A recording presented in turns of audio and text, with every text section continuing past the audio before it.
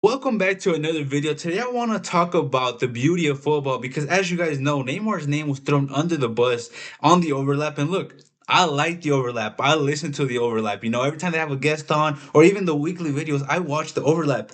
But when I saw the clip, when I saw the video, when I saw what they said, I just couldn't believe it.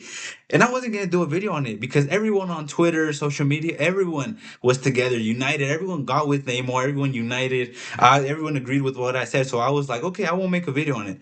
But then the Arsenal City final happened where and people were hating on Turkey for doing keepy ups, and I just said I had to talk about it. I just couldn't believe where football is going, where people applaud corner kicks, where people applaud throw-ins, but they don't applaud keepy ups. They don't applaud one-on-one dribbles. They don't applaud these type of skills. I just can't believe where football is going, where fans applaud corner kicks, applauding for throw-ins. They're celebrating these things, right? But when they do keepios, when they take a player one on one, when they stop the ball first touch, and when they take someone on, people don't celebrate that. And maybe it's just because I watch a lot of the Premier League, right? When I watch La Liga, when I watch Real Madrid, when I watch PSG, Bayern, their fans celebrate it. They're happy, right? Everyone understands it, right? But it's gone to a point like let's talk about the Neymar situation because the names they said comparing to Neymar was crazy. They compared him to Sadio Mane, Mohamed Salah, Eden Hazard. I just couldn't believe the names that they were bringing out because look, they've had amazing careers. Sadio Mane is one of the best African players in the Prem, one of the best wingers in the Prem. Salah too, one of the best wingers in the Prem. Eden Hazard has his time too. But there's levels to this, guys. There's levels to this. There's levels to the football. There's levels to the GAs, even if you want to talk about it. And people nowadays love the GAs. They love the goals. They love the assists. They love just looking at the stats because people don't really watch the game sometimes. People don't even watch the games. They're like, oh, he has this amount of goals. He has this amount of assists. But when you don't watch Mo Salah as much as I respect and like Mo Salah. You don't wake up on a Sunday morning and say, I want to watch Mo Salah play football. I don't, it doesn't make sense. People aren't excited to watch Mo Salah. Liverpool fans enjoy Mo Salah because he wins them games and he's won them a lot of trophies and scores for them and does everything for them, right? But as a neutral fan that watches the Premier League for enjoyment, I don't turn on the TV to watch Mo Salah. Eden Hazard is different, but then again, there's levels to this, guys. Neymar, there's levels to this, and I don't even want to talk about Hazard much because he is a football guy. He is a watch the game type of guy. You have to watch Hazard, and you're gonna enjoy every second of it, right? Sadio Mane, he's a little bit like more enjoyable to watch than Salah, but he's more on like the GA side too, right? He's more enjoyable to watch. I'm not gonna lie, but compared to Neymar, compared to these very good on the eye and GA players, you can't compare them, right? And when it comes to Rooney's statement, I don't think people that clip was crazy, right? Because they cut it off right when he said Ronaldo and Messi, right? He said that Neymar has never been at the level of Lionel Messi and Cristiano Ronaldo, and that's facts. No one has ever been close to them. No one has been close to them. But when the people started saying their names of Hazard, of Sadio Mane, of Sadio Mo Salah, I just couldn't believe it. And then you go on Twitter, and I was so happy to see the football world unite. I was so happy to see people united in this topic, right? Because everyone growing up, right? At least in my generation, you were either Messi or Ronaldo. But everyone wanted to play like Neymar. Everyone wanted to do the skills. Everyone wanted to do the little dances. Everyone wanted to get their haircut like Neymar. You were, but that's just how it was. You were either Messi team or Team Ronaldo, right? You were either Team Messi, Team Ronaldo, but everyone wanted to play and have the haircut and have the first touch and have the skills of Neymar. And that's just how it is. So when people united in this topic, I was so glad to see. And football to a point, to an extent, is dying because the teams are being too robotic. Teams are being too analytical, too getting rid of free flowing football. So seeing Turkey run the game, seeing this type of football on the display on the biggest of levels. Because don't get me wrong, like Arsenal, man, I don't like watching Arsenal as of recently, right?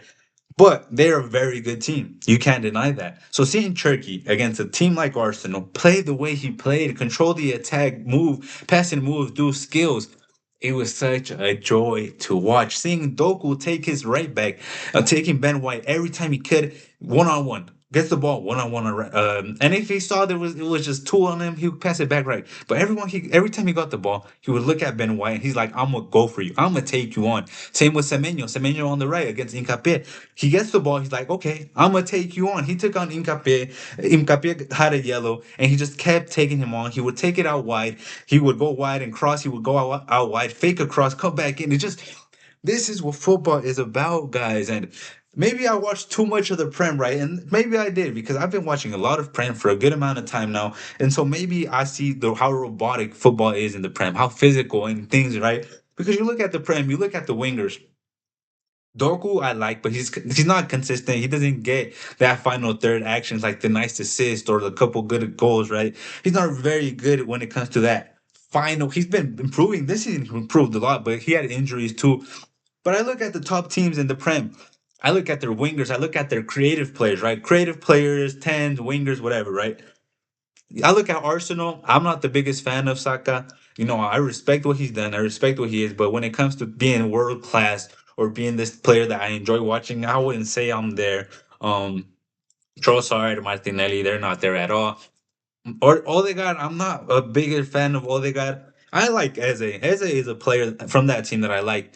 But that's Arsenal. That's number one in the league. And the only player that I enjoy, and from a consensus, of football consensus, we all know how good Eze is. We know how creative he is. And even him coming for Palace, we could tell that coming to a team like Arsenal, he loses a little bit of his spark. But we know the quality of Eze. We have seen it as of recent weeks how good and how creative and how free of a role Eze needs to succeed. That's a player I like. And that's one player from Arsenal's attack. Then I go to City. Like I said, I like Doku. I like Semenyo. Ryan Cherky is the guy that I love right now. Phil Foden, I think, is too robotic. So once again, Man City, Semenyo, Doku to an extent. He has a lot of injuries. And Cherky. I love Cherky. Then you go down a little bit more. Bruno Fernandes at United, Cunha, and Bueno is more of a finisher. But when it comes to football, I think Cunha and Bruno are the guys, right? When it comes to that creative spark, the wingers, the electric wingers that aren't scared, free roll type of players, right? And I just look at the rest of the team and the rest of the league, I mean, and I'm not really too moved by them. But then I look at Europe, right? Vini, Mbappe, Lamine Yamal, PSG have Kvaratskhelia, Due, Barcola, Dembele. You look at Bayern, you look at Luis Diaz, you look at Michael Olise, and you see all the options outside in Europe. But I watch more of the Prem, so I get to see all the robotic things, right? And every time I watch La Liga, I watch our Real Madrid as of recent, right? Because earlier on in the season, we were pretty bad.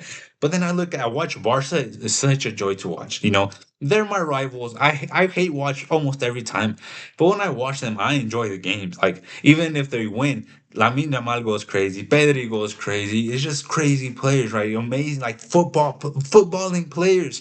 People worldwide. I've seen English podcasts. I've seen English people talk about Barcelona being the most entertaining. I see people all over the world saying how Barcelona is so entertaining. Other Real Madrid fans like myself saying that they're entertaining. PSG, they're entertaining. Bayern Munich, they're entertaining because they got those creative footballers. And it just it's so limited now. I could think back to 10 years ago and there was players everywhere that had the talent. Players everywhere where it wasn't so robotic. Quality was shown in the league, right? Nowadays, I think quality is shown more in knockout stages and finals, right? Which is important as well. But I used to tune in the Premier League, right? Tune it in, watch Liverpool City, watch City United, watch these type of games, any type of games, and it would just be enjoy. I see there's always be that one player that would excite me. You know, I would watch Newcastle and Saint Maximin, and I would watch Crystal Palace and Zaha was there. You know, you would watch, although they weren't like they aren't as good as they were now because now they're more compact. The Prem has more money, but it's just the individual quality. You know, I look at Palace right now since they lost Eze, and I just don't see like an Eze type of player. You know, they had Olisa and Eze and Saha at one point. That's crazy. You look at them now; they have Jeremy Pino, Ismail Assar, and these are all players that are gonna follow the manager's rules. They're gonna do whatever the manager tells them to do, and they're gonna follow the rules, right? But then you look at the names I just named you. Crystal Palace has Zaha, Olise, and Eze, and they're very free flowing footballers that they get the ball and what the manager says doesn't cross their mind. What crosses their mind is going forward, taking all their players, scoring a goal, assisting. That's what goes through these players' minds. You look at teams now, and a lot of players' minds is like, "Oh, I don't want to do this because this manager's gonna get mad. I don't want to do this because we weren't told to do this, right?" But then you look at Turkey and Pep. Sometimes they have like a love hate relationship, more of a love relationship. Pep loves them, but then he sat him down for a couple weeks, and I'm just like, you guys are losing and dropping points, and you just sat down Turkey. And we need to keep football alive, people. We need to keep football alive. That Neymar slander brought it to everyone's minds that we can't let football die. We need to let players enjoy themselves. And I think to an extent, we're seeing it a little bit more. You know, City bringing in Turkey, I think, was amazing. I think Pep, I don't know why Pep dropped them for a couple of weeks. It just didn't make sense to me. When they faced us, they dropped Turkey in the first game, and I was like, okay, you have Semenyo in the 10 when he's a very good, explosive one-on-one winger that can score you goals with his left or with his right. And we just can't let football die. We need to enjoy the PSGs. We can't overhype the Prem because we overhype the Prem, and some of the players, the quality is low in the Prem. They have good players, physical players. They have a lot of money invested into the Prem. But you guys need to understand that worldwide the quality is out. It's crazy. You look at PSG, you look at Bayern, Madrid, Barca, even Atletico Madrid. Atletico Madrid, a team that's known to sit back, defend. Like not as a recent. If you guys know Atletico Madrid, you guys know that over the last 2 3 years they've made into a more attacking, progressive team. 45 years ago, they were a very sit back, counter attack, carom football, right? But now, they have players like Julian Alvarez, they have players like Lookman, they have players like Pablo Barrios. These are very electric players, very like individual type of players. Julian Alvarez will go and win you a game if he has to. Lookman, I don't even need to talk about Lookman. Griezmann is 30 some years old and he's playing more of a free role now, and it's just we can't let football die. We need to enjoy these players. We need This is what football about. We watch football to be entertained as well. People forget about that. People just worried about bets and worried about this and worrying about me and my friend have this thing going on and we need to win no matter what. But we need to enjoy the football. As a Madrid fan, I've seen Vinny, I've seen Rodrigo, I've seen Mbappe, I've seen Karim Benzema. Karim Benzema said it best. He said it, I'm not sure when, but in an interview, he talked about that. He was more worried about playing football first and then scoring the GAs. And then he mastered it. He mastered when it comes to playing the ball to feet. He mastered when it came to doing those movements, passing, and being beautiful on the ball. And the GAs came afterwards. Benzema is one of like the perfect people to talk about in this situation. He mastered the football. He mastered the movements, the passing, the dribbling, the taking a player on, the dropping out left a little bit, playing with Vinny, moving with Ronaldo, with Bell, playing for them, playing beautiful on the ball, taking on the player on, and then the GAs came with it later on. And I think he's a perfect example. We can't let the football die. Neymar made us enjoy football. Neymar, Ronaldinho, and then now we have not to the same level, but you have the Cherkis, the Vinnies, the Lamine Yamals, you have the Michael Olises, you have even, I guess you could say Jeremy Doku, but we need to know that football is also about entertainment and that these quality players, there's so much quality, but people enjoy the roboticness. People enjoy, I guess, they don't even enjoy it, but since it's their team, they have to defend themselves, right? Like Arsenal. Imagine if if Eze had a little bit more freedom for Arsenal. Imagine if they had signed a Rodrigo, they had signed a player like this. Imagine they had signed a Semenyo, Acuna. Imagine Saka. I don't know where I'm at with Saka, but imagine he had a little bit more freedom where he wasn't told to do certain things, right? Imagine if Saka had a little bit more freedom. Cole Palmer is like a perfect example where he had the freedom. when Pochettino was there. He had the freedom, and look at the numbers he put up, the performances.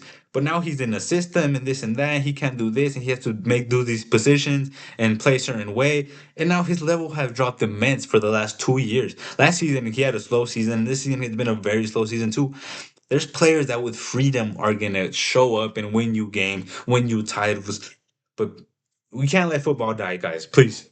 I saw how beautiful and how amazing when we united together defending Neymar, and we just need to keep doing this. We can't let football die. Ryan Cherky don't keep us people complaining. We can't let these type of things die, man. We need to enjoy it. We need to enjoy it.